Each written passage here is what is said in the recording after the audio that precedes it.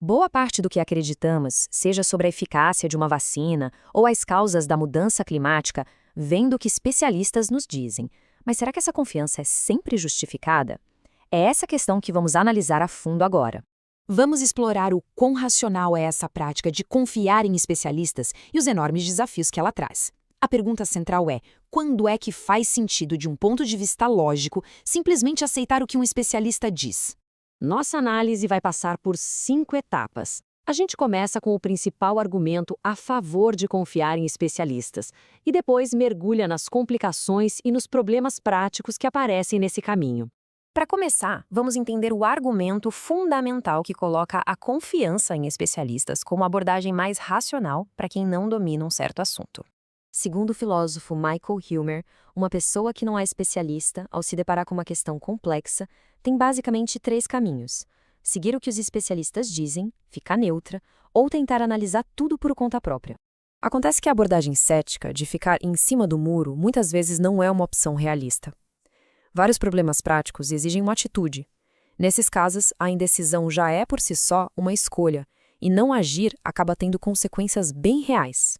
A outra estratégia, a do pensamento crítico, também tem seus limites. O conhecimento profundo de um especialista faz com que suas conclusões sejam muito mais confiáveis do que a análise de alguém leigo, não importa o quão cuidadosa essa análise seja. A chance de erro para quem não é especialista é bem maior. O John Hardwick resume essa ideia de uma forma muito poderosa. Tentar ser um especialista em tudo nos levaria a ter crenças irracionais, porque é simplesmente impossível dominar todos os campos do saber. Ok, então parece que confiar em especialistas é o caminho. Só que aceitar isso nos joga direto num desafio prático gigantesco. Como a gente identifica quem são os verdadeiros especialistas? Para quase todo assunto importante, a gente encontra especialistas com opiniões opostas e todos eles afirmam ter a razão.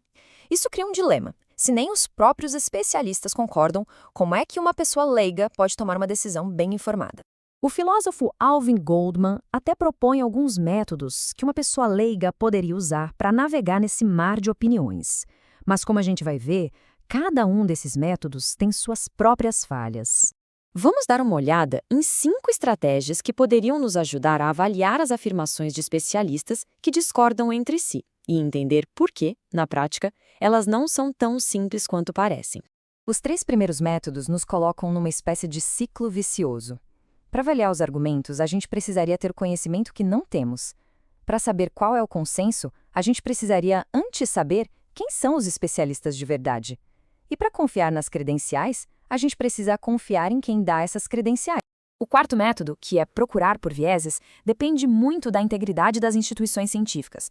A ideia é que o próprio sistema científico se corrige, mas na vida real a história é um pouco mais complicada.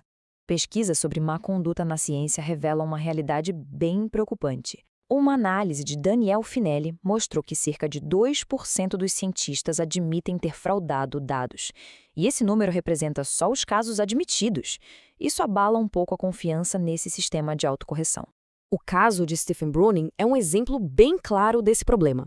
Mesmo depois da descoberta de uma fraude enorme, o mecanismo de correção da comunidade científica pode ser incrivelmente lento, permitindo que trabalhos falsos continuem sendo citados e influenciando pesquisas por décadas. O Goldman sugere, então, um quinto método: avaliar os especialistas pelo seu histórico de acertos. A gente pode observar quando as previsões deles, que no começo são difíceis de verificar, se tornam fatos que todo mundo pode ver. Um astrônomo que prevê um eclipse com precisão, por exemplo, ganha nossa confiança. Só que esse método é bem mais difícil de aplicar em áreas mais complexas. As previsões sobre o clima, por exemplo, não têm a mesma exatidão de um eclipse. Vários especialistas podem prever coisas parecidas usando modelos diferentes, e aí fica difícil saber quem realmente acertou. E o desafio não para por aí. Mesmo que a gente consiga identificar um especialista confiável, surge um outro problema quando essa pessoa passa de apresentar fatos para dar conselhos. O Matthew Bennett nos ajuda a entender essa diferença. Uma coisa é confiar nos fatos que um especialista apresenta. Outra, bem diferente, é confiar nas recomendações que ele faz sobre o que a gente deve fazer. A confiança em recomendações exige mais do que só precisão factual. Exige um alinhamento de valores. Pensa, por exemplo, num médico que recomenda não reanimar um paciente para evitar sofrimento. Se a família desse paciente valoriza a vida acima de qualquer coisa, o conselho do especialista, mesmo sendo tecnicamente correto, pode não ser o melhor para eles. E, para finalizar, tem o último ponto, que é o caminho que a informação de um especialista percorre até chegar no público geral. É muito raro a gente ter acesso direto à pesquisa original. A informação passa por uma cadeia de intermediários, do pesquisador para um outro especialista que resume a área, daí para um jornalista que reporta o resumo, até finalmente chegar ao público. O grande problema é que em cada um desses passos a informação pode ser simplificada demais, distorcida ou selecionada. Então, quando a gente confia numa notícia, não estamos confiando só no especialista original, mas em toda a cadeia de transmissão daquela informação.